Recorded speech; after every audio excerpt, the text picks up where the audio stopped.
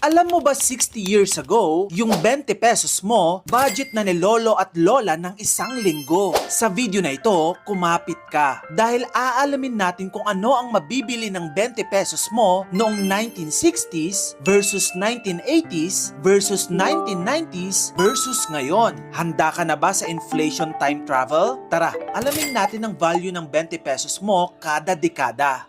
Dito sa pitong gatang. Throwback tayo sa dekadang paahon na ang bansa natin mula sa World War II at umaarangkada ng ekonomiya ng Pilipinas. Ito ang mabibili ng 20 pesos mo. Yung isang dosenang itlog noong 1960s, piso lang. Ibig sabihin, almost 10 centavo kada itlog.